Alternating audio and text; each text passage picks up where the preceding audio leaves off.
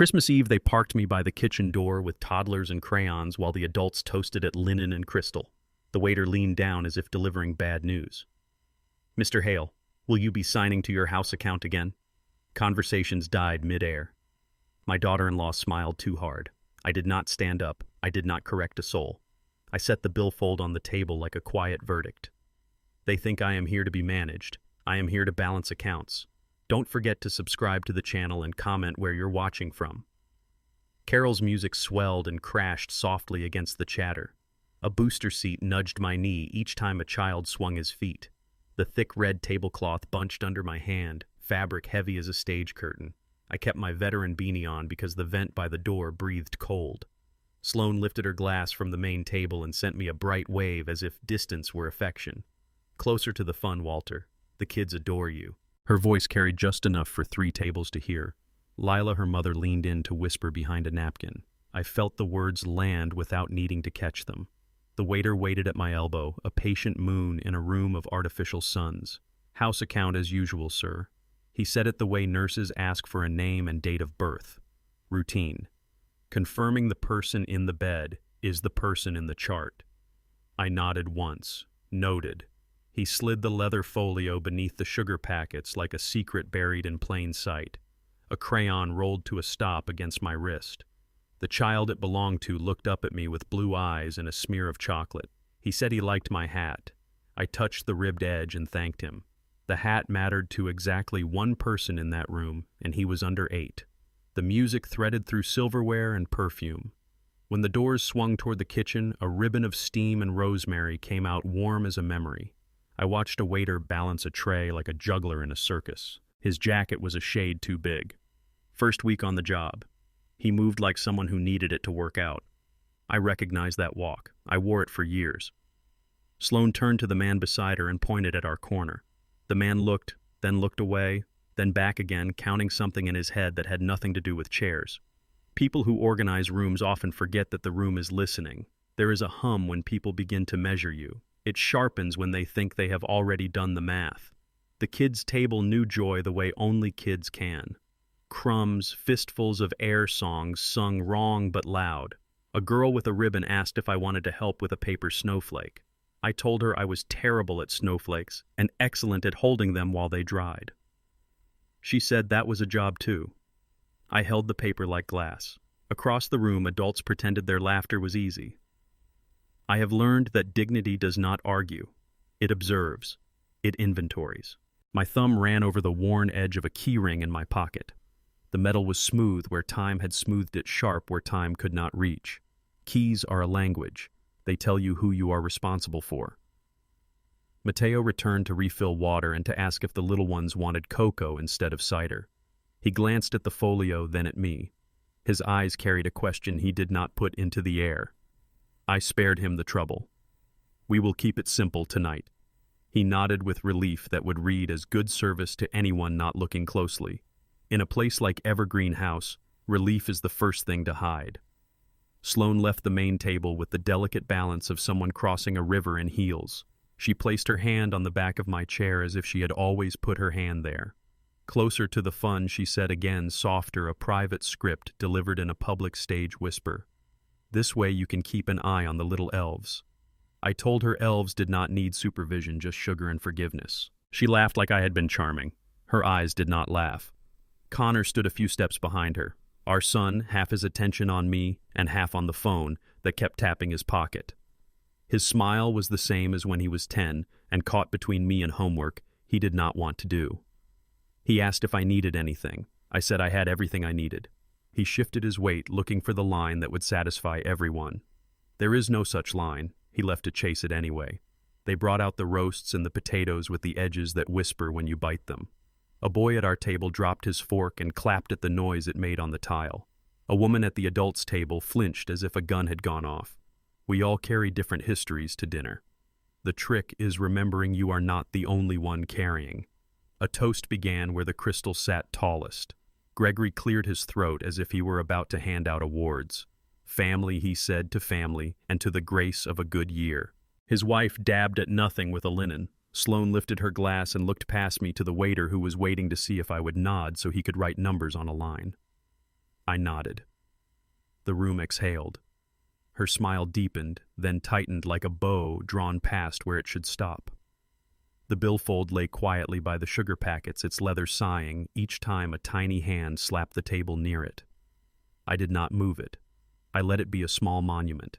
In another life, I would have cracked a joke to ease the discomfort, and ended up helping set the grown-up table anyway. Time taught me that easing the discomfort of people who place you by a swinging door teaches them exactly one lesson. They can do it again. Between courses, the carol rose, the glasses clinked, and I followed the sound down into the quiet where my mind lives when rooms get loud. A winter of years ago, I remembered a different dining room, a different table, a woman who chose the end seat to be first to rise and clear. You learn who a person is by where they sit when no one is assigning seats. You learn who you are when someone tries to assign yours. Mateo returned with the check to tuck beneath the folio, then paused, careful. He lowered his voice to the place between strangers and friends. Same arrangement as last season, Mr. Hale. I said it was fine. He touched the corner of the folio as if checking for a heartbeat, and left with that soft speed people have when they are trying not to disturb an animal they think might kick. I watched him carry away a tray with 2 empty flutes and a plate piled with parsley that no one had eaten. Sloane came back for a second visit. She placed a hand on my shoulder and squeezed lightly as if steering a cart. You are a good sport. She tilted her head toward the folio. Thank you for taking care of the practical things. The staff told me you are a regular. She meant something by that. I let the meaning pass through me like a draft. I told her this was a nice place with decent acoustics. She blinked. People expect compliments about lighting, not about what sound does in a room. A child asked if I could draw a tree. I told him trees and I are on speaking terms but not drawing terms. He pushed a green crayon into my palm like a vote of confidence. I drew the simplest tree that could still be named 1. He beamed as if I had replaced the star on top. The adults cheered another toast that had to do with a bonus and a deal and how good it is to have friends who know people. I have learned that friends who know people are rarely friends with the people who do the knowing. When the plates were cleared and the promise of pie did its rounds like a politician, I lifted the billfold and checked what needed checking. No numbers yet, just signatures where restaurants keep their sleep. The pen felt familiar in my hand because I have held pens longer than I have held hammers. The pen is lighter. It is not always kinder. Connor drifted toward me as the room began to loosen coats appearing on chairbacks like ghosts returning to claim their bodies. He asked if I wanted to join them at the big table for dessert. I told him the kids' table had already promised me a paper snowflake in exchange for pie negotiation services. He smiled at that. He asked if everything was all right. Everything is exactly where it should be, I said. He studied my face the way sons study their fathers when they are old enough to see they do not know all the chapters. He nodded and went back to his place. I signed where I was asked to sign. Mateo thanked me quietly the way people thank the thing that makes the machine run. He did not look at Sloane when he said it. He did not look at anyone but me. Some conversations happen without words because words would get them in trouble. I put the pen away and the folio went with the flow of plates toward the back. The music found a softer song. The door by my shoulder swung and gave me another breath of rosemary and heat. I watched it closely and felt the room settle around me like snow that has decided where it means to stay. Dignity does not argue, it remembers. And tonight memory is a ledger I intend to bring current. I learned years ago that invisibility is cheaper than security. A simple jacket, a car that starts even when it is not proud to a face that does not ask for the best seat. You can walk through a room without setting off any alarms if your pockets jingle like everybody else's. I practiced the way other men practice golf. It kept me alive in tight decades and it kept me calm when rooms turned mean. Morning in my kitchen is the only place that listens back. The ceramic mug with the hairline crack warms in my hand and does not complain. The clock on the wall ticks with the stubbornness of a man who keeps lists. Steam lifts from the kettle and ghosts the window, and for half a minute the world is only water and heat and breath. I set the mug beside a black ledger notebook that has been with me longer than some friendships. Its corners are shiny where thumbs have traveled the same path for years. My name is not on the cover. It never needed to be. Blue collar taught me this: cash is loud, paper is patient. When I worked the yard and the dock and the shift where nobody visits, I learned the cadence of shipping schedules and overtime slips, and the way simple math can either break you or carry you. I carried a pocket notebook then, too. Hours in, hours out, what they promised and what they delivered. Sometimes those two are neighbors who refuse to speak. I wrote both down anyway. I met Dana Whitaker by accident on a damp Tuesday after a rain that had not made up its mind. I was in a suit I did not deserve at a meeting I did not need, listening to a man explain a product to people who would never use it. A friend from the yard had asked me to come because he trusted my eye for what breaks first. I told him the hinges would fail before spring. After the meeting, a woman with a stack of folders and a stare that could weigh a person's choice asked me why I knew that. I told her I had seen enough doors. She smiled and said she had seen enough contracts. Privacy is a contract with yourself. Keep it. We kept talking after that. Dana never sold me anything. She taught me to label my thoughts. Asset is not a dirty word. Risk is a neighbor you feed but do not let sleep over. A policy is a fence you can point to when somebody cuts across your lawn. When the recession chewed through men like me, I kept my job because I knew every step of it with my eyes closed. When it finally let me go, it was slower than anybody wanted, like taking down a barn by hand. I found other work less visible and more honest, driving inventory from one end of a quiet city to the other. I liked the feeling of moving parts without anybody pointing at me. In those months when news anchors were learning new words for empty, I learned to sit still. A neighbor asked me to look at a small cafe that was trying to stay open. I did not know menus. I knew mornings. The cafe had a clean floor and a bad lease.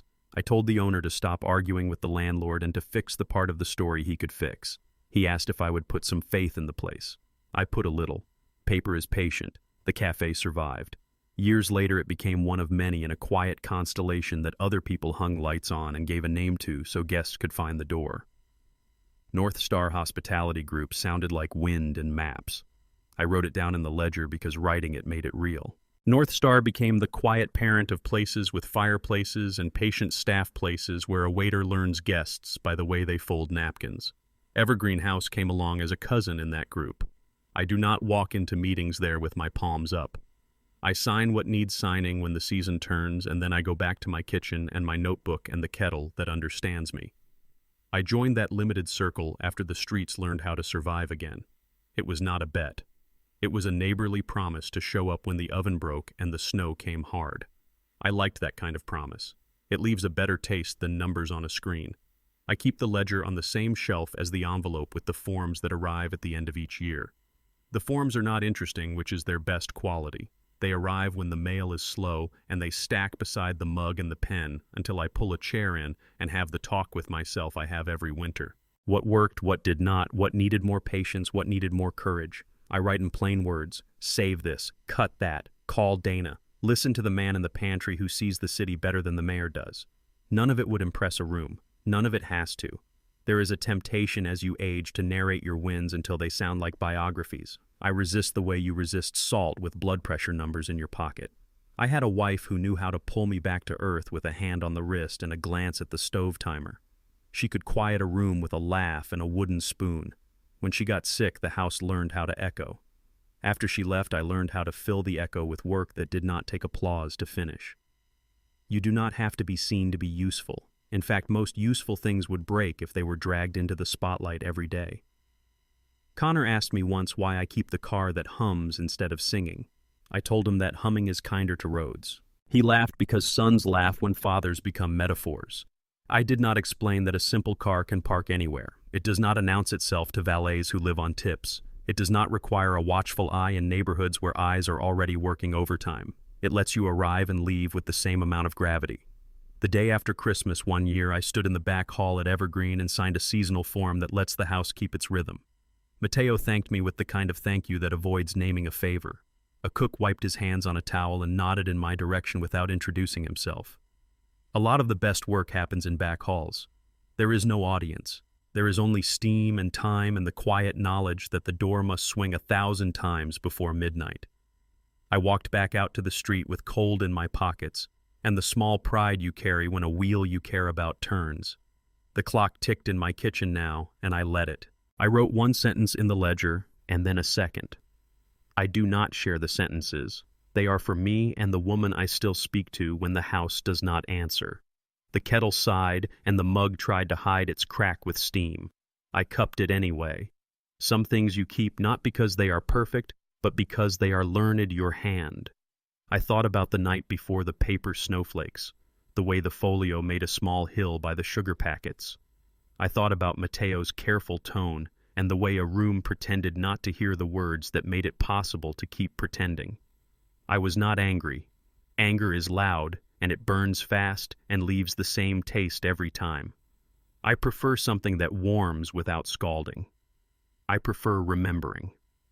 Memory is a better accountant than rage. It balances slowly. It rarely makes mistakes. I carry anonymity like work gloves. They are not pretty. They save you from cuts you never mention. I know where I sit and why. I know which tables I can pay for without having to sit at them. I know how to pick an end seat and leave first to stack plates when no one is looking. I learned that from a woman who could carry more than anybody guessed. She never asked me to be seen. She asked me to be steady. The clock gave one more stubborn tick. I closed the ledger and slid the mug over a few inches to hide the ring it had left on the table. I gathered the forms into their envelope and pressed the flaps even though they did not need pressing. The kettle went quiet. The house listened. The day did not ask me to prove anything. I breathed into that space like a man who has nothing to sell. Steam thinned on the window and showed me the street again. A neighbor shuffled by with a paper bag and a hat too small for his ears. Somewhere in that bag was a story. It did not need my commentary. I rinsed the mug and set it on the rack, then the black notebook on its shelf, and reached for the key ring that waits on its nail by the door. Metal on metal, a sound as old as work. When I closed my fist around it, I felt the smoothness where time had done its sanding and the sharpness where my grip still mattered. The clock ticked once more. Steam curled one last time, and the restaurant's laughter, faint as a radio in a distant apartment, drifted back into my memory, as if to ask whether I had slept well. I answered the way I answer most things now. With a nod the room can feel but cannot hear. Chosen modesty is armor. It kept me then. It will keep me when the next room takes attendance and pretends it is kindness. If someone tugs on your paper trail, you tidy it before they do. I learned that on loading docks where signatures mattered more than handshakes. So the morning after Christmas, I sharpened a pencil down to a clean edge and opened the laptop. The spreadsheet came up in gray and green cells in rows like tiles on a roof. Grid lines calm the mind. They make chaos answer questions. Omar picked up on the second ring. He has a voice that sounds like receipts being organized. I told him I needed to run a hygiene check. He did not ask for reasons. He asked for logins. Within minutes, he had readouts moving like tide charts. He said there is a ping on your LLC utilization. Someone dropped your name. He let the sentence sit so I could feel the weight of it. I felt it. I asked where. He said a sister venue in the group. Not here. Same back office. Same booking rails. He did not say the other word. He did not need to. I turned the pencil and shaved off a curl that fell on the desk like a tiny boat. The ledger sat open to a page I had left blank on purpose. I wrote a single sentence and then drew a line under it. We will fix the paperwork before it fixes us. He hummed agreement in the way people hum when they are already typing a fix. He said he would send over a log and a screenshot of the hold that used my name. It would be clean. Timestamps, IP, all the little breadcrumbs that forget they are crumbs. Rain tapped the glass with the patience of someone who has nowhere else to be.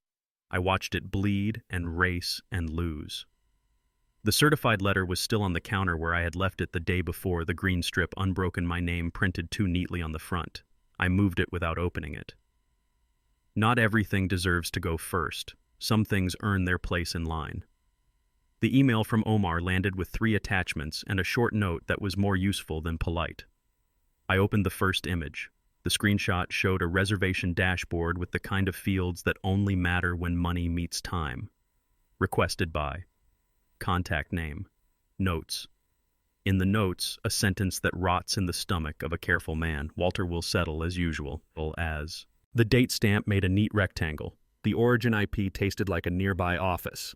I looked at the second attachment, an internal memo from the venue's coordinator about extending a holiday courtesy for a family event. The third file was a server log with a grainy path of clicks. I stared until the grid lines on my spreadsheet started to look like the parking lot outside Evergreen after the sun had down. I could almost see the lot lamps and the wet blacktop and the reflection of a sign that promises warmth to people who can pay for it. I called Omar back and asked him to annotate the log for a layman who still keeps a pencil. He laughed out of respect, not mockery, and walked me through the steps. The user had borrowed my name like a coat on a chair. The system allowed it because the coat had hung there before. Pattern recognition is lazy when you feed it the same meal. He said the hold was not large. He used that word on purpose. I understood the point. It was not about size. It was about hands. I dressed and took the road that runs behind the train yard and the warehouse that used to be tires and is now apartments with names like Stories. The wipers pulled the rain aside and it came back like it had paid for the seat. I let the radio stay off. I did not need a companion who could not keep up. When I turned into the lane that leads to the side lot at Evergreen, I saw Mateo stepping out to breathe. He rubbed his hands like a man who knows steel door handles in winter. He saw my car, and he nodded, and I nodded back, and we let that be the whole chapter. Inside, I did not ask to see anyone above him. The back office clock had one hand slightly loose, and it still told the truth. I asked for the book where they keep the weekly events, the paper one that survives when the system coughs. He turned to the right week. There it was. A familiar name in somebody else's handwriting. He waited. I said I needed a copy of the page and a printed slip from the system confirming the contact and the time it was placed. He did not ask why. He went to the printer and brought back 2 warm sheets that still smelled like effort. Sloane did not belong in that room, and I kept her out of it in my mind. This was not about embarrassment. This was about steering. You do not take your hands off the wheel because someone waved at you from the shoulder. Mateo shifted weight careful. He asked if everything was in order. I said we are simply cleaning our lines. He exhaled in the way staff exhale when a situation lands on the side of solvable. He returned to the floor and I walked the back hall that leads to the loading door. People underestimate the power of a back hall. It connects things that never admit they are connected. On the way out, the rain greeted me with more of itself. The wipers kept time. I let the thought form without placing blame. Somebody learned the rhythm of how favors move here. Somebody decided to test the boundaries on a day when goodwill is abundant. Someone who learned my name opens a door they could not open on their own. This is not a crime in the legal sense. It is a crime in the language of respect. I do not file charges for that. I file corrections. At home, the certified letter waited like a dog that does not bark. I slid a finger under the flap and freed the contents. A notice of inquiry. The phrasing was soft. It is always soft when a bureaucracy wants your attention without promising you a chair. A few questions about beneficial interests and contact points for entities that do not throw parties for themselves. I placed the papers on the table beside the pencil shavings and the prints from the venue. Information goes with information. Noise goes in the sink. I called Omar again and read him the top line of the letter. He said this is routine until it is not. He asked me to scan and send so he could map the ask against the filings. He said he would draft a response template that answered what was asked and nothing else. I trust people who know the size of their answers. He paused and then added the sentence he had saved for the moment when it would carry the most care. It might be wise to ask who waved first. I told him I had my guesses and that I prefer facts. Connor texted to ask if I could meet him later for coffee. I said yes without adding weather or calendar. He does not yet know that adding extra words to a yes weakens it.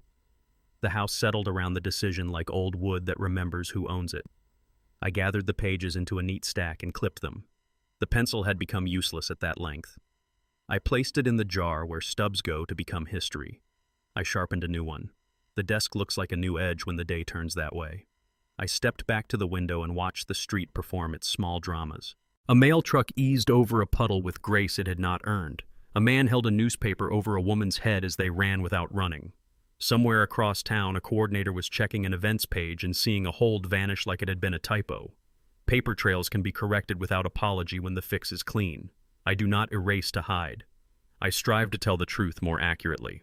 When I met Connor, the rain had slowed to a drizzle that made lights look like ghosts. He asked if everything was all right and reached for the old joke he uses when he is trying to soften a question. I told him he did not need to soft glove me. He smiled and tried again. I said things are in motion, and motion is not always a threat. He took a breath and let it out through his nose like a boy. Then he asked if there was anything I needed him to do. I said yes. Keep your hands clean. Let me carry the paper. Driving home, I cut through the lot behind Evergreen. The lamps threw halos on the blacktop, and the puddles held pieces of the building upside down. I sat for a minute with the engine off and listened to the car click as it cooled. Somewhere inside, a dishwasher sang its metal song and plates returned to zero. People will tell you anger is the engine for justice. They are wrong. Information is. Anger guesses. Information decides. Back at the table, I laid out the prints, the letter, the notes from Omar, and the blank page in the ledger I had been saving for a day when a small correction mattered more than a large speech. The pencil waited without drama. The rain found the gutter and stayed there. I wrote what needed writing and stopped. The room did not clap. It did not need to. The work had a pulse I could feel under my fingers. Information beats indignation. It always has. It always will. Praise travels faster than rumor. I let it walk ahead of me. That is why I came in through the side on a weekday afternoon, hat in my pocket, hands empty. Evergreen at 3 o'clock is a different animal than at 7. The room breathes between seatings. You can hear the floorboards make their little opinions. Staff move like a crew changing sets. No perfumed laughter, only the honest clink of glass washing and a chef's whistle through his teeth as he counts plates by feel. I paused by the staff photo wall. Smiles from summers and winters, white jackets and tired eyes brightened by the idea that work can be more than survival. A small plaque sat low where guests rarely bend their knees. H and H. 2 letters and a ribbon of metal that reflected light without hogging it. I like that kind of signature. See if you kneel. Missed if you float. The kitchen door swung on its hinge and threw a warm gust over my knuckles. Rosemary lemon steam. Mateo spotted me and lifted a palm. Not the full wave he gives guests, just a small hello. A man keeps for someone who has helped him carry chairs in the rain.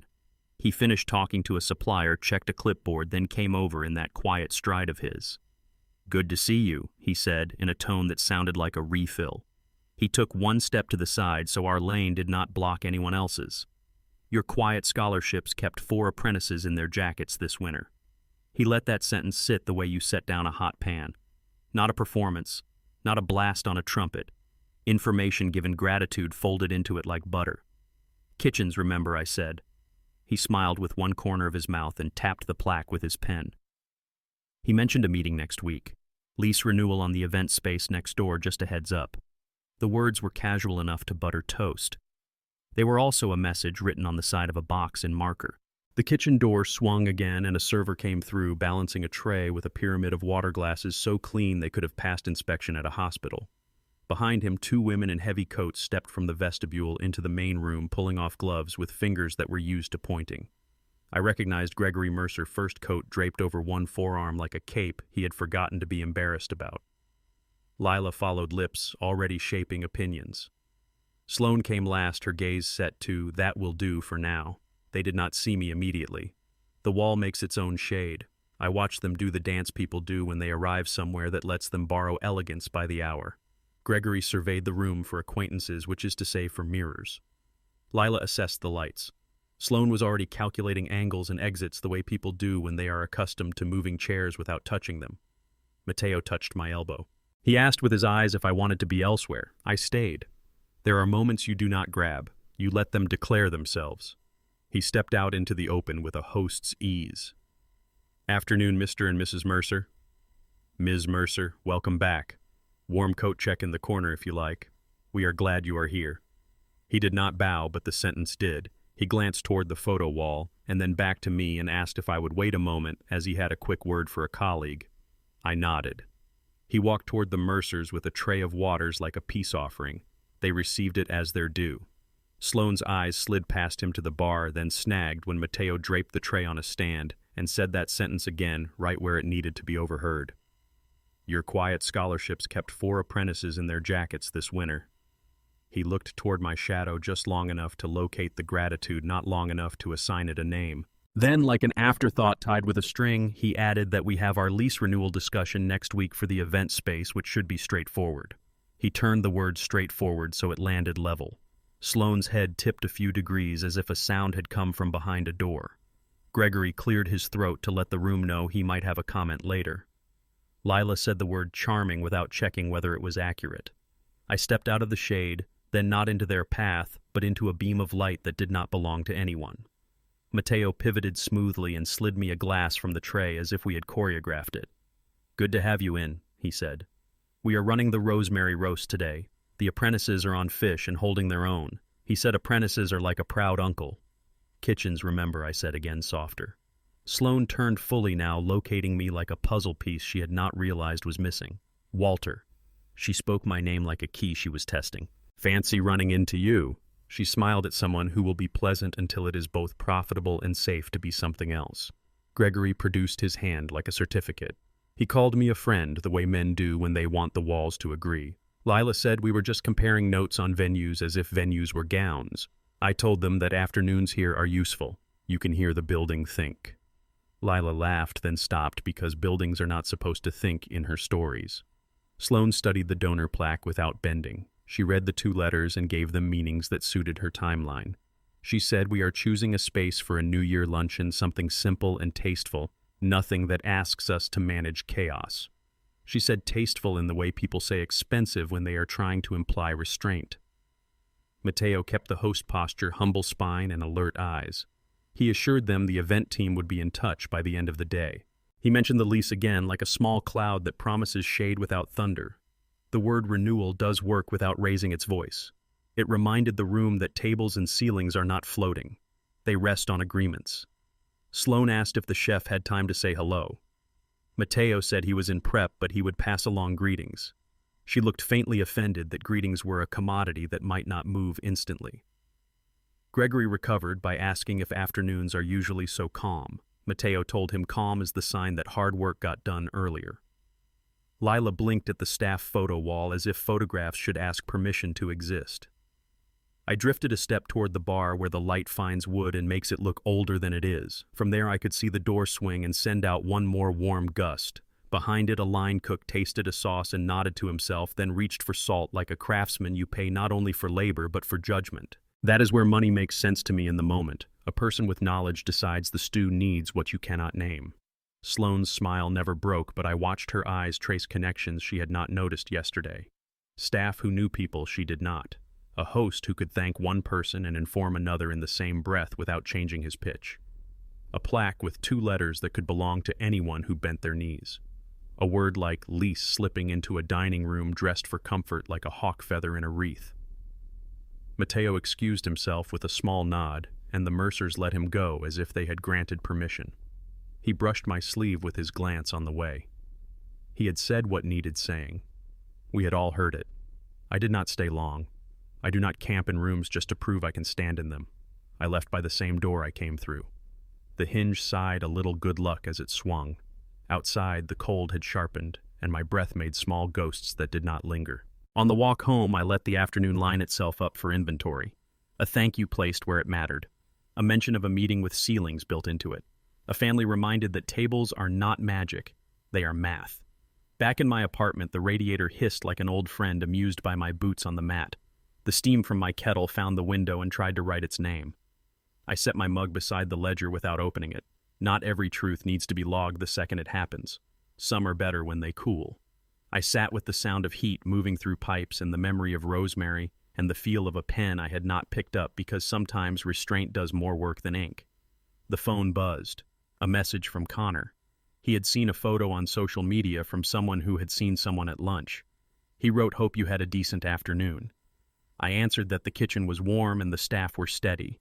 He sent a thumb and a heart and did not ask what any of that meant. That is the kind of son you earn slowly by not asking him to stand between you and the temperature of a room. The radiator hissed and settled. Somewhere across town, a landlord checked a calendar and circled a date without drumming his fingers. Somewhere inside Evergreen, a plaque with 2 letters reflected a lamp and told nobody in particular that winter was a little less cruel for 4 young hands. Influence does not need an announcement. It only needs a door that swings on a hinge that will not quit, and a person willing to push it 1,000 times without making a speech about it. Compassion is not consent. We wrote that down. Dana said it first, and I put it in ink, because some truths only start working when they live on paper. The morning had the good light that helps you see where a form ends and a signature begins. She cleared a section of her conference table and set out the stack that would become my fences.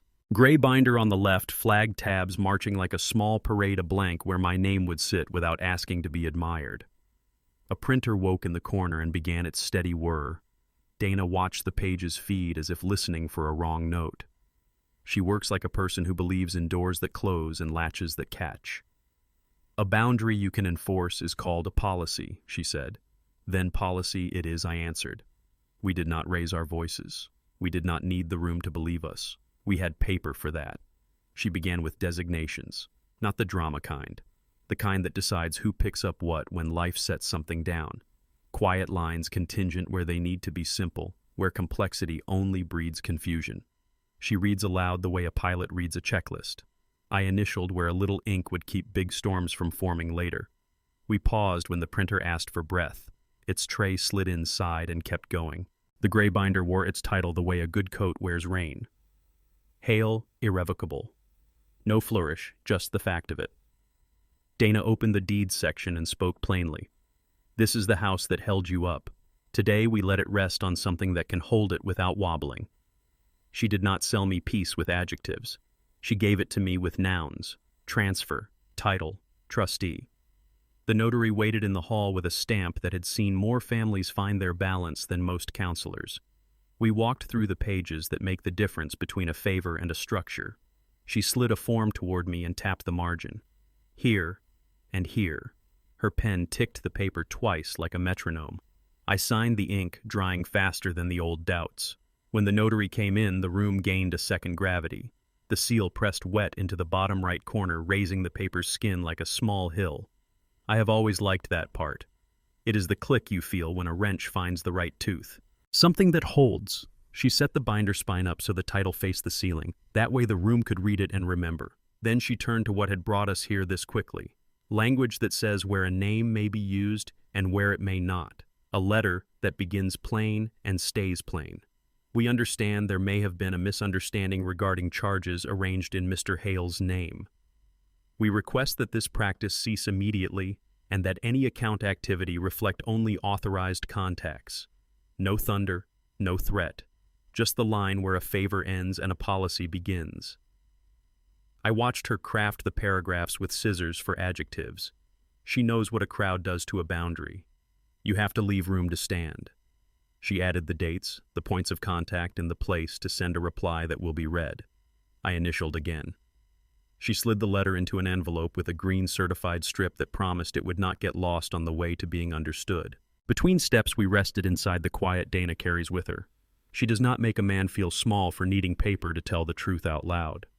She gives him a chair that does not wobble and a pen that does not skip. We handled one more page that refined who should call whom when a question tries to pretend it is an emergency. This is not to shut anyone out, she said. It is to let the right door open first.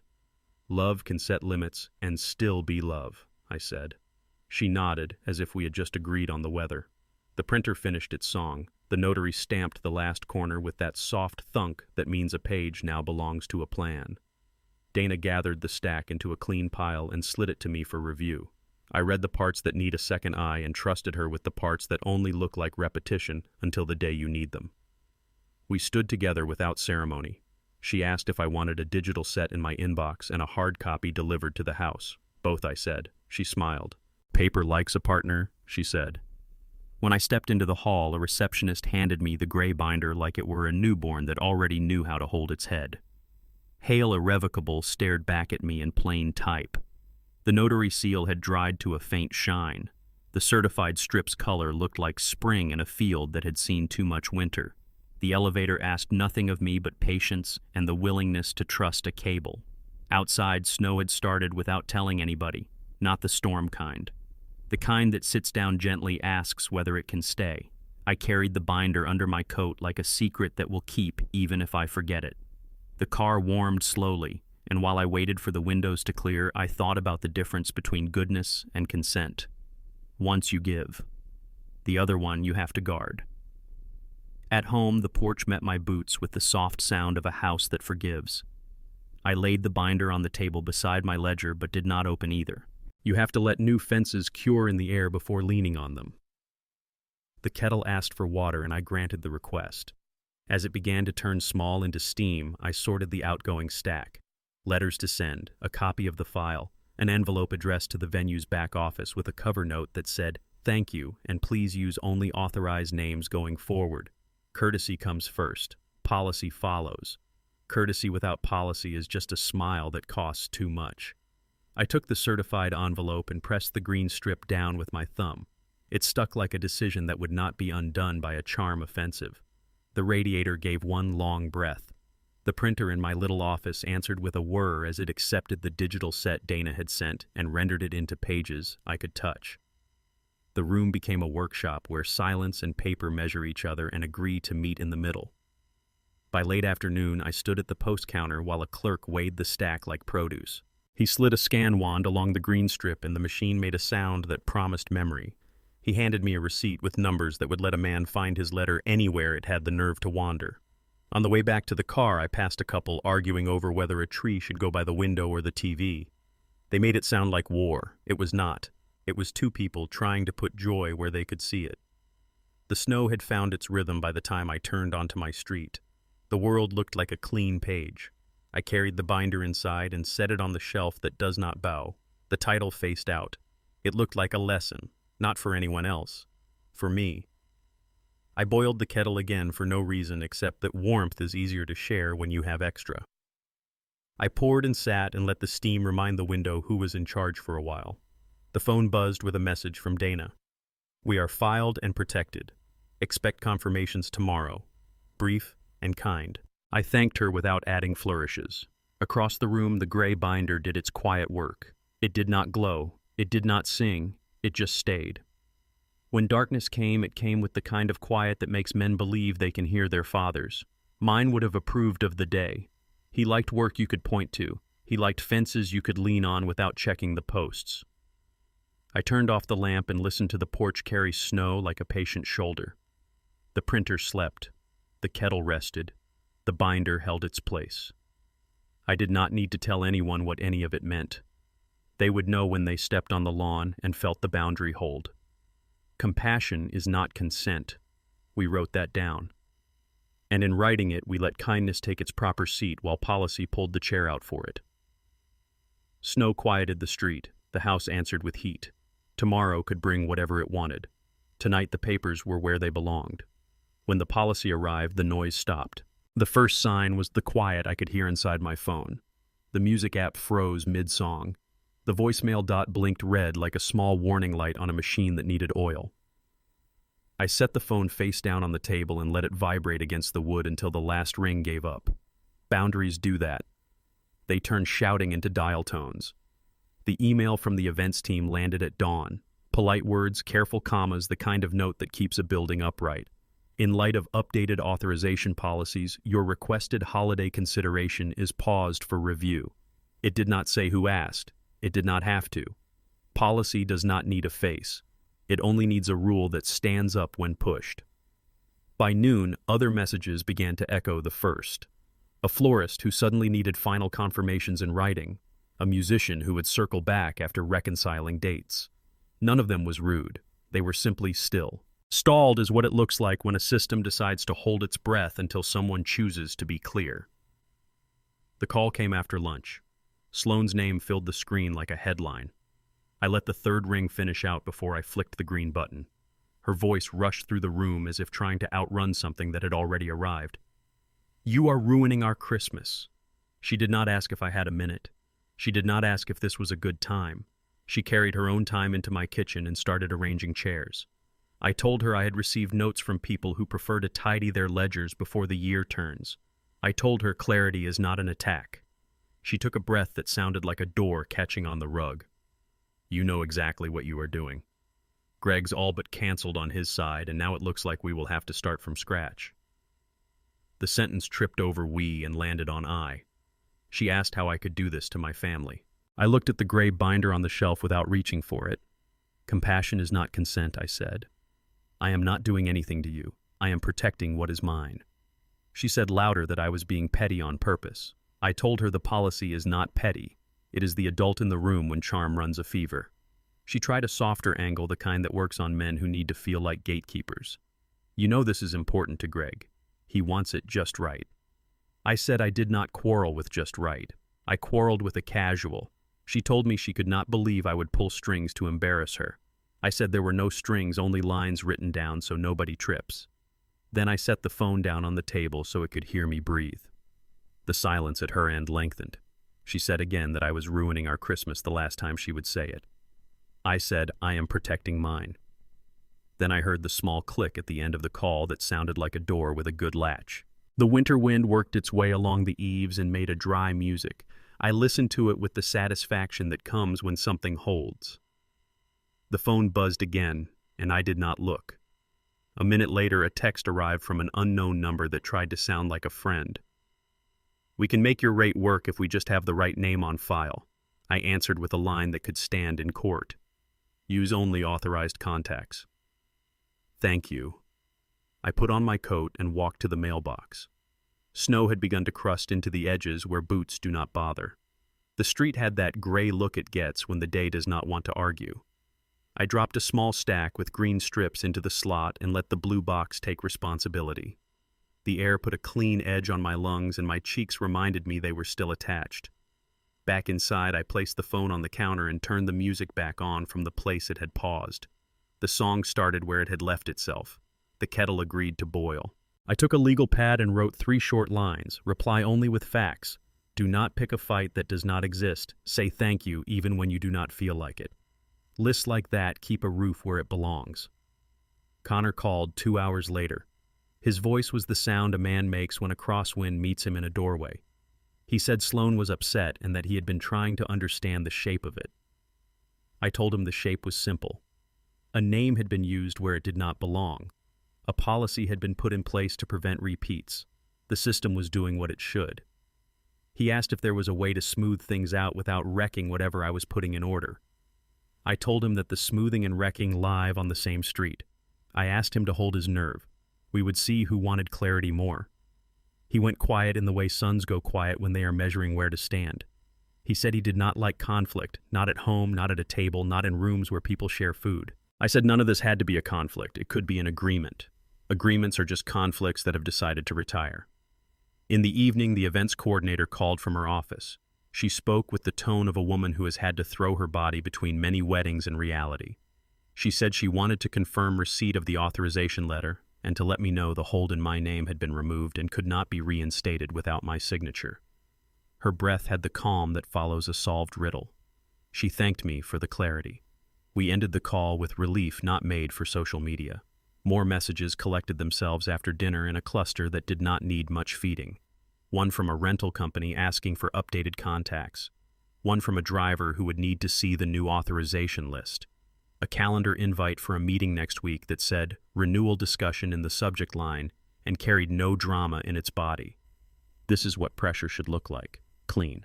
Traceable. Nobody has to cry. The phone vibrated in short bursts, then went still. I set it on the counter again, face down where it could nap. The voicemail dot pulsed. I let it. The radiator ticked twice and settled.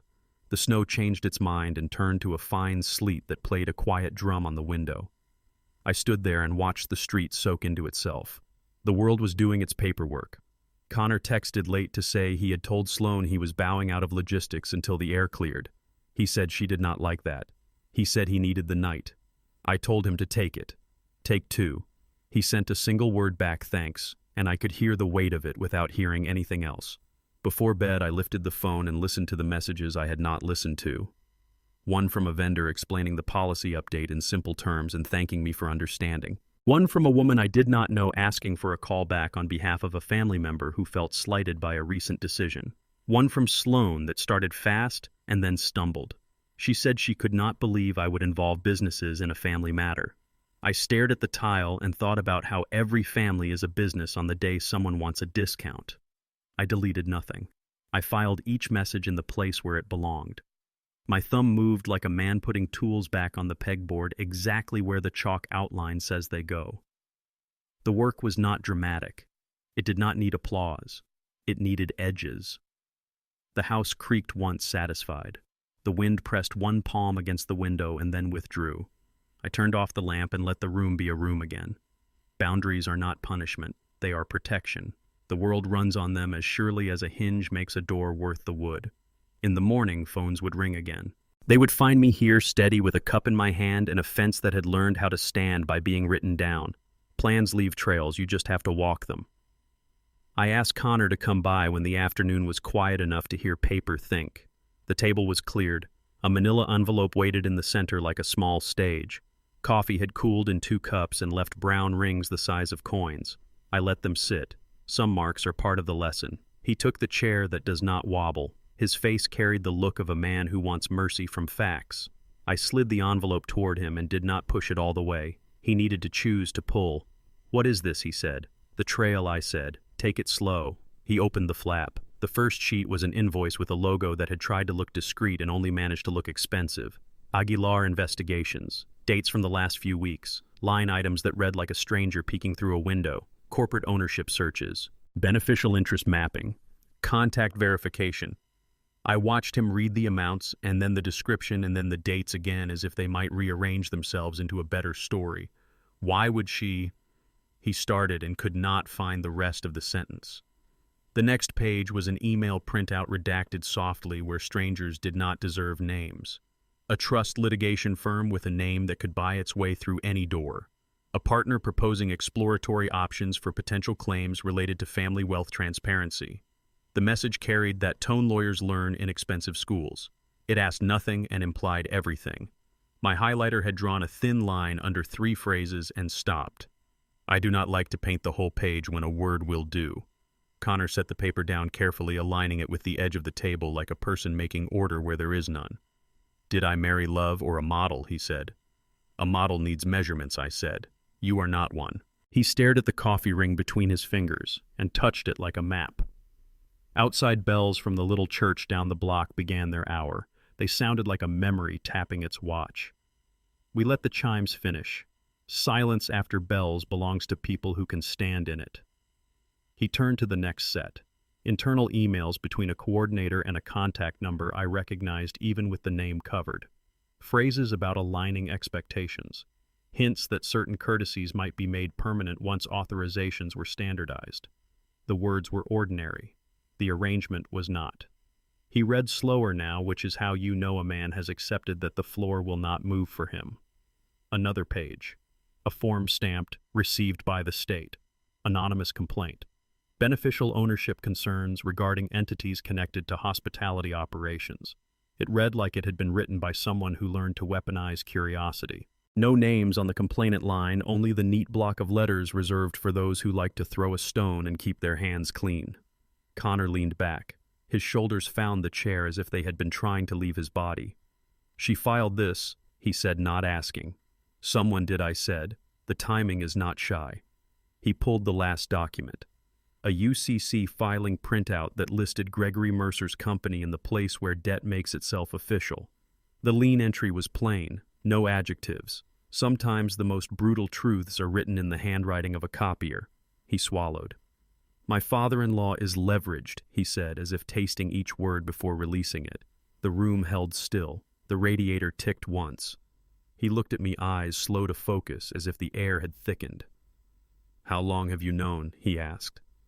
"Long enough to take the keys out of reach before anyone drove into a wall," I said. "Not long enough to gloat." He let out a short laugh that did not rise above the table. "You do not gloat." I poured fresh coffee. He wrapped his hands around the mug without drinking. The steam found his face and softened it a little. We sat. "I did not bring you here to punish you," I said. "I brought you to show you the temperature so you stop blaming the thermostat. This is the climate we are in." He nodded slowly. The bells had stopped and daylight thinned until the room wore the color of compromise. He asked if there was a chance this was a mistake. I told him mistakes usually apologize on their way out. This looked like a strategy. He reached for the first invoice again and traced the list of services with his finger. He stopped at a line that read "Interview Preparation Family Asset Mapping." He whispered the last 2 words and then closed his eyes as if he could keep them out by refusing to look. We took the envelope with us to Dana's office because some trails need a witness who knows what to do when a road splits. Dusk had dropped its pocket light over the city by the time we arrived. The lobby smelled like paper and winter coats. Dana met us at the door, took one look at our faces, and turned on the lamp that fights glare without admitting it. We sat under office fluorescents that make honesty a little easier. Connor placed the manila on her desk and said, "I need the grown-up version of the truth." She did not smile. She opened the flap and read with a prosecutor's patience. When she finished, she arranged the pages into 3 neat stacks. She labeled them in the air as she tapped each pile. Investigation, litigation feelers, leverage. Is this criminal? Connor asked. Dana shook her head. Curious, aggressive, possibly reckless, not criminal by itself. She turned to the anonymous complaint. This one is designed to make everyone busy. Regulators chase smoke to be sure it is not fire. It is a tactic. Connor looked like he had been walking uphill without realizing it and finally noticed the grade. He asked what to do. Dana answered the way good attorneys do. We answer only what is asked. We keep records tidy. We do not widen the conversation without being paid to, and we do not offer apologies for fences that are doing their job. He nodded like a student who has found his desk after wandering the hall. He asked if love can survive this. Dana said love survives a great deal when it is real. It does not survive being used as cover for a plan. He took that in and did not run from it. I was proud of him for staying in the chair. We left when the building had settled into the soft hum of offices after hours, when the machines rest and the documents fall asleep in their folders. Outside, the streetlights had drawn yellow coins on the wet pavement. We walked in quietly, each of us listening to his own inventory. Back at my place, he picked up the envelope one more time and then slid it back to me. Keep it, he said. If I take it home, I will start arguing with paper. It always wins. He stood in the doorway a long beat before speaking again. I am ashamed that part of me still wants this to be a misunderstanding, he said. That is not shame, I said. That is the part of you that remembers the promise and wants to keep it. Let that part make you gentle. Do not let it make you blind. He nodded and tried to smile and nearly made it. He put on his coat and looked older for a second, then exactly his age. He said he would call me tomorrow after he spoke to her. I said, take the night. Sleep is a lawyer that works for free. When he left the room, did not collapse. It exhaled. I placed the envelope back in the drawer where I keep tools. I wiped the coffee ring with a cloth and left the faint ghost of it as a reminder that heat leaves marks even when you handle it with care. Truth stings first. Then it steadies. The bells had told us the hour. The lights had told us the cost. Now the night told us the pace. Slow, careful, one step after another on a trail that thinks it is clever and is only obvious. I turned off the lamp and let the office glow fade from my eyes. In the dark, my hands remembered work that does not need light to find the next right thing to hold. Buildings talk. They just prefer contracts to gossip. That is why I arrived 10 minutes early and sat where the floor plan could see me. The conference room at the property office hummed its fluorescent hymn. A map of the adjacent event space lay open on the table, yellow tabs marking corners where cost hides. Metal binder rings clicked softly as someone turned a lease summary one page at a time. Paper has its own manners when math is about to speak. Trish Nguyen came in with a pencil behind her ear and the calm of a person who believes in measurements. She set down a folder that did not try to be handsome. Behind her, counsel from North Star took the end chair and plugged a cable into a laptop like a nurse connecting a monitor. Mateo slipped in, last no tray today, just a notebook, and the patience of a man used to tasting before declaring. Sloan took a seat opposite me with a smile stretched thin enough to show the grid underneath. Gregory and Lila flanked her, each carrying their own weather. Trish nodded to the map. We will keep this straightforward, she said. We renew where the math renews. She let the sentence land and stay. The words did not ask for applause. They asked for alignment. The council scrolled to a slide that broke the year into months that looked like windows. Utility deltas, maintenance recoveries, seasonal rates. The numbers did not brag. They arranged themselves like chairs leaving a clear aisle where decisions could walk. Mateo pointed at one yellow tab. That corner is where sound likes to pool, he said. If we flip the partition during winter events, we keep the dining room gentle and the kitchen sane. That change pays for itself in broken glasses, not broken. Sloan tilted her head as if she were hearing a language she had paid to avoid. She asked about date flexibility. Trish answered without lifting the pencil. We are flexible where the calendar, not where the roof. The roof needs what it needs. The council added a note about snow load and how it becomes a line item if you do not call it by its name. Gregory cleared his throat to sound like involvement. Lila asked whether the room could look more festive if it cost the same. Trish smiled without surrendering. Festive is not a line on this page, she said. Festive lives in planning, not in structure. Mateo flipped his notebook open. He spoke to the room the way you steady a tray, palms honest. To keep service standards, we have capped headcounts by layout. It lets staff remember names at the 15th plate, not just the first. He nodded toward the map. The partition move helps us hold that cap without making guests feel counted. He looked up and added with easy breath, "Our building likes it better this way." Then he moved on, not realizing or perhaps fully realizing what the two words had just told the room. Sloane's eyes did a small calculation. "Our building," she said, tasting it. The council kept scrolling. Trish tapped the lease draft unmoved. "The rent escalator holds if the maintenance logs stay under the threshold. That is written, not whispered. We do not chase rumors here. We repair hinges, we renew where the math renews." She drew a neat circle around the clause with her pencil and looked at me. Her gaze asked a simple question. "Do you understand the difference between favor and framework?" I nodded once. She turned a page. Insurance certificates, vendor approvals, the paragraph that says who answers when the alarm calls. No one reached for adjectives. The copier in the corner flashed and spat out a proof with the hunger of a machine that never finished growing. Mateo walked over without hurry and clipped it to the packet. The click of the metal ring sounded like a lock finding its mate. Sloane tried charm next. She said the room had served her family well, and perhaps there was room for courtesy on certain off-peak dates, especially given our history with holiday events. Trish did not brush her off. She brushed the contract.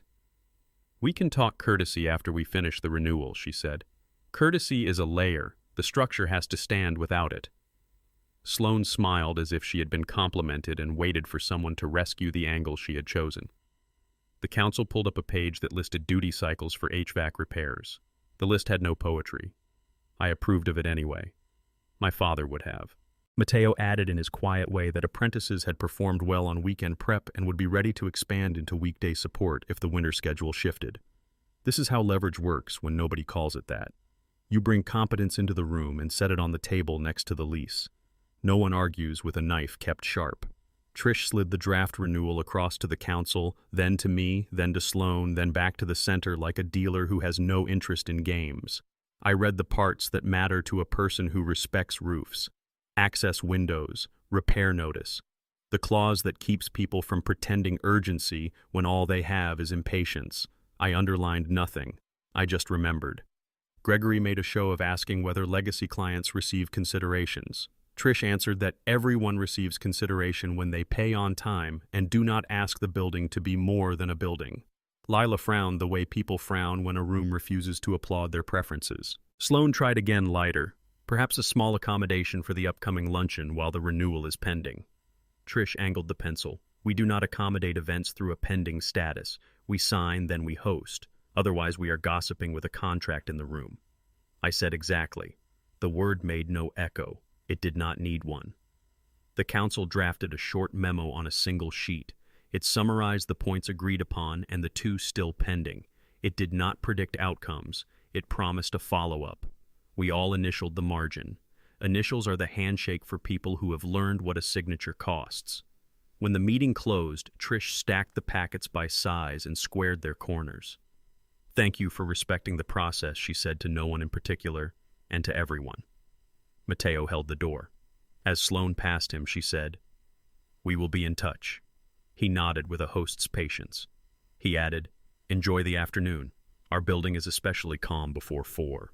The words were a kindness. They were also a map. In the hallway, the fluorescent hum followed us to the elevator. The copier flashed once more behind the glass, catching Sloane's eye like a camera that had the right to be there.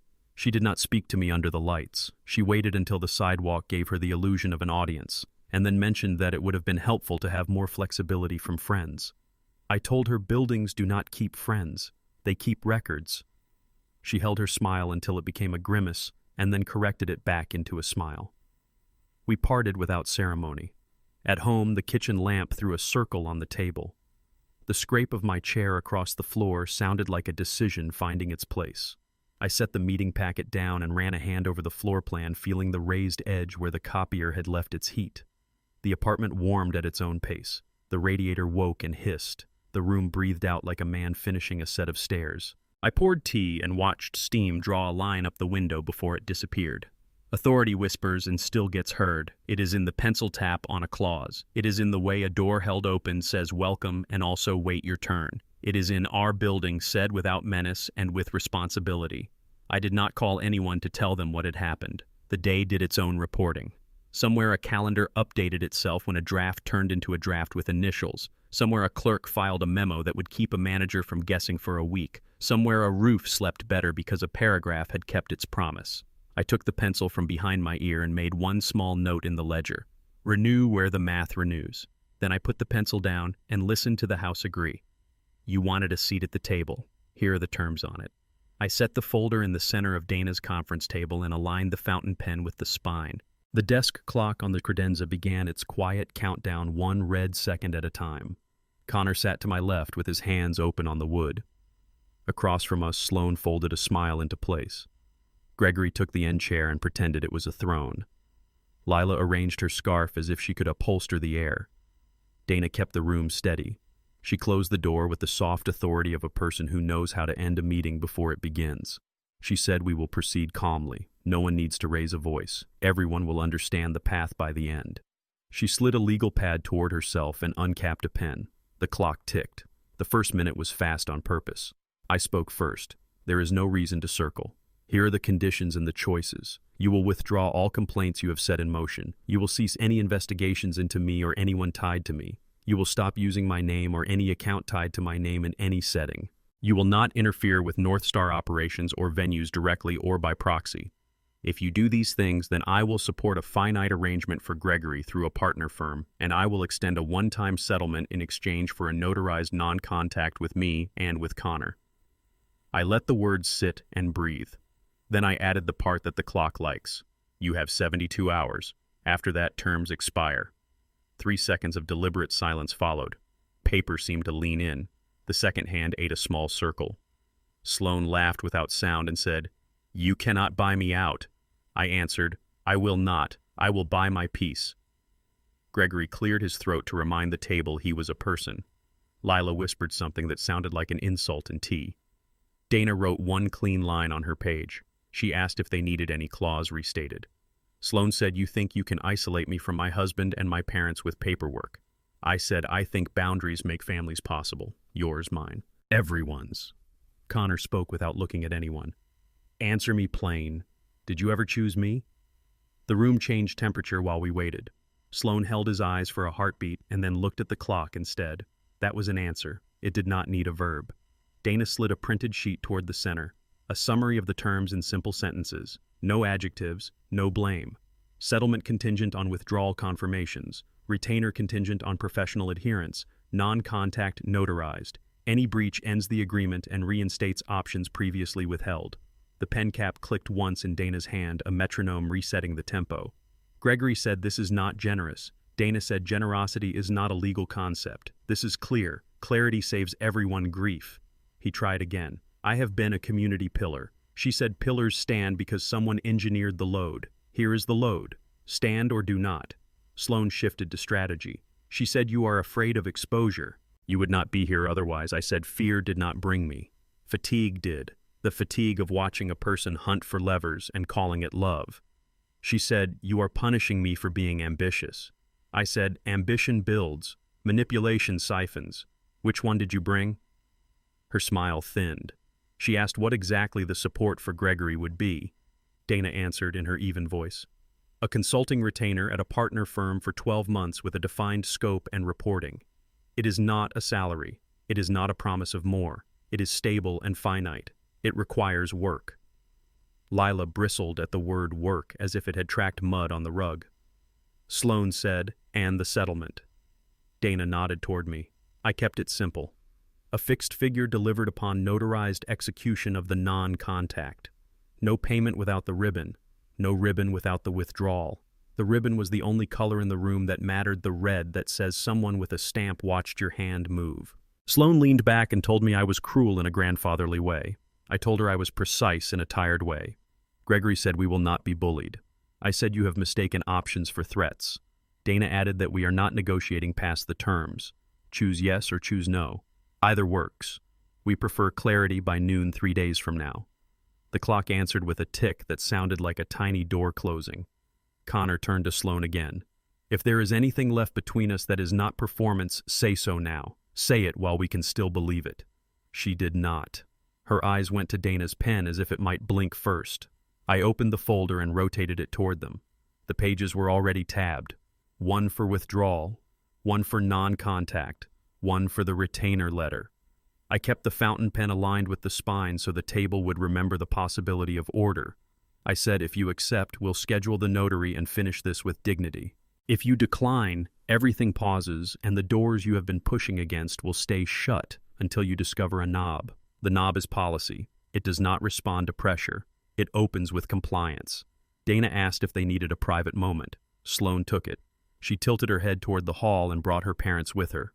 The door closed softly. We could hear the low hum of a copier somewhere past the wall. Connor sat without speaking. I watched the clock. 3 minutes, 5, 8. The second hand finished a dozen small revolutions without complaint. When they returned, Sloane's smile was where she had left it. She said, "This is an indecent proposal." I said, "There is nothing indecent about ending harm." Gregory said, "We will need more time." Dana said, 3 days is the time. Lila said, "Surely exceptions can be made." Dana said exceptions are what broke the fence in the first place. Sloane pressed forward. She asked if she could have a seat at any ongoing decision-making in exchange for concessions. I answered no. There is no seat for entitlement. There is only the door. You may leave or you may step back behind it and behave like a guest. She said she did not know you had it in you. I said I have had it for years. No one asked. The clock ticked. I placed a small card on the folder with Dana's office number and the notary's hours. I told them that a yes will receive instructions. A no will receive silence. Silence will be permanent. Connor's voice was quiet when he spoke the last time. I loved who I thought you were. If the truth of you is something else, I will grieve it and move on. He looked down at his hands and then back up. Please do not mistake my father's restraint for weakness. If you continue, he will not raise his voice. He will raise his papers. That is worse. Sloane looked at him as if he had betrayed her by recognizing the room. Dana gathered the sheets into 2 piles. She placed a ribbon and a notary slip on top of one. She capped her pen with a small click that sounded like a finish. She said, "You have our terms. We will expect your response by noon on the 3rd day. If we do not receive it, we will assume your answer and behave accordingly." We stood because there was nothing else to do. The door opened to a hallway that had no idea how much weight a single folder can carry.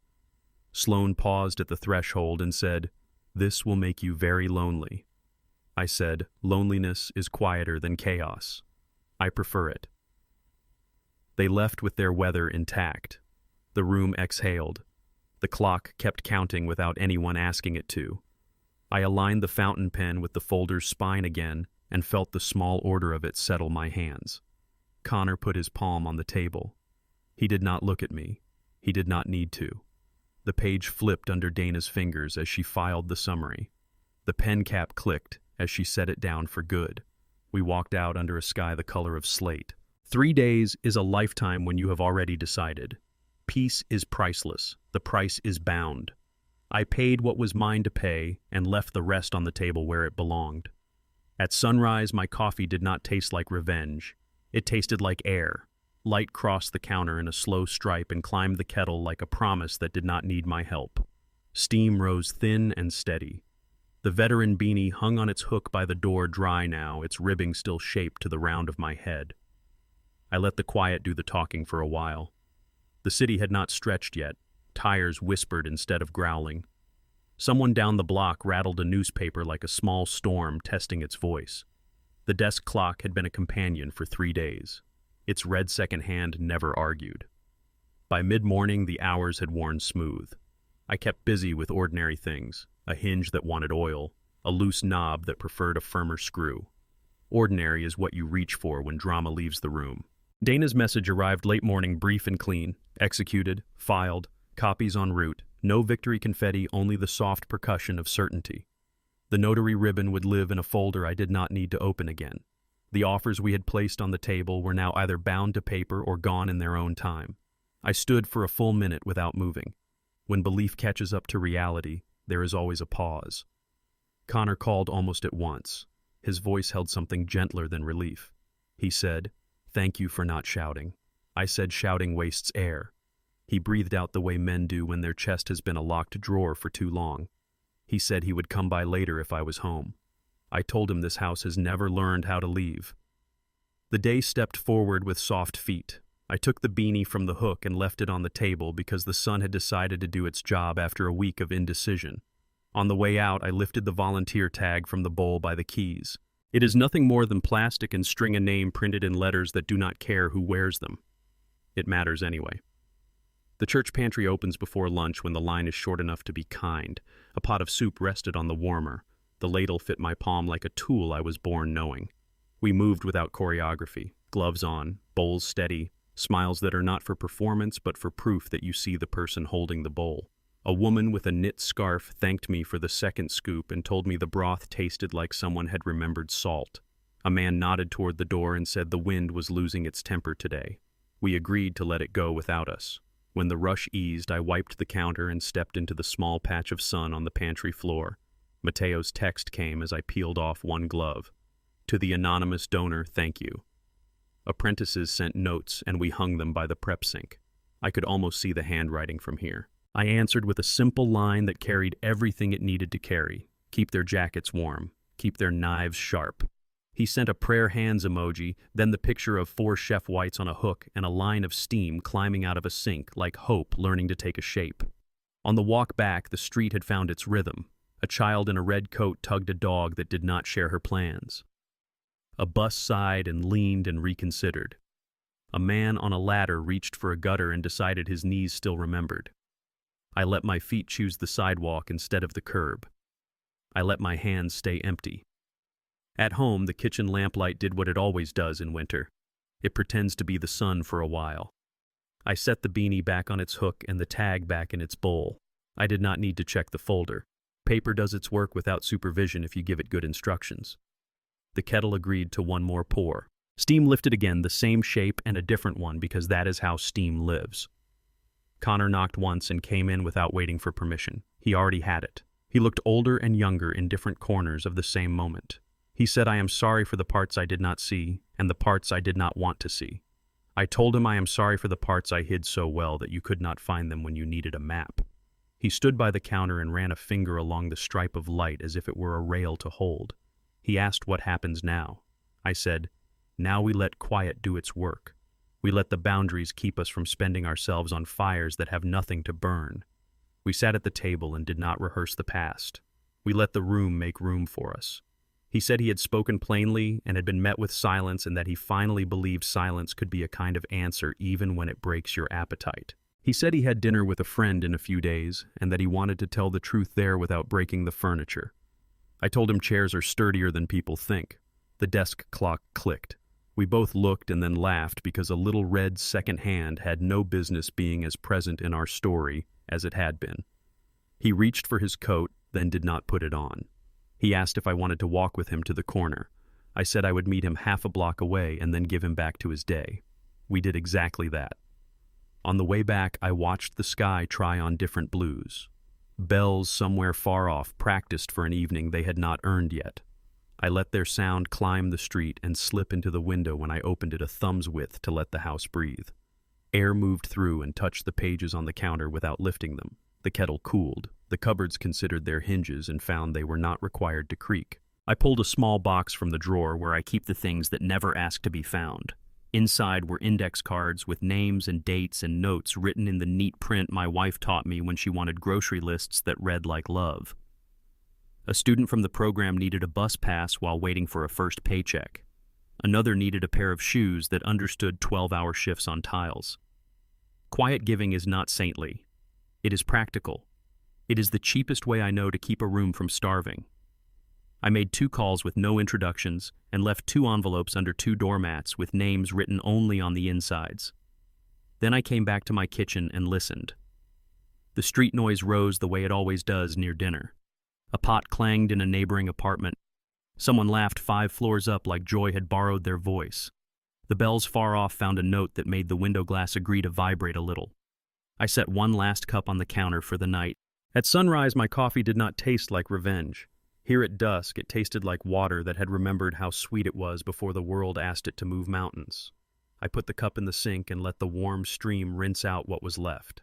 I hung the towel in its place and checked the lock out of habit, not fear. There will be people who say peace is a small prize. They have never worked a hinge until it swung true. They have never watched a ladle find the bottom of a pot and come up full again and again without scraping metal. They have never seen a young cook take off a jacket at the end of a shift and hang it to dry as if hanging a flag. Peace is the largest thing I can lift these days. It is the heaviest and the lightest at once. The phone buzzed one more time. A photo from Mateo, 4 notes tacked to a corkboard above a sink. Thank you written 4 different ways. One was messy and perfect. I sent back the emoji that looks like a quiet nod. He sent back a thumbs up. That was the whole conversation. It was enough. Night approached without enemies. The room did not ask me to perform. The papers rested where they ought to rest. The boundaries held because they had been built, not announced. Legacy is how you spend your quiet. I turned off the lamp and let the house remember me as a steady weight in a chair, a hand that knows where the ladle goes, a man who signs what needs signing and leaves what does not to sleep. Thank you for joining me on this journey. If you enjoyed this story, please like this video, subscribe to the channel, and share your thoughts in the comments. To listen to the next story, click on the playlist now showing on screen.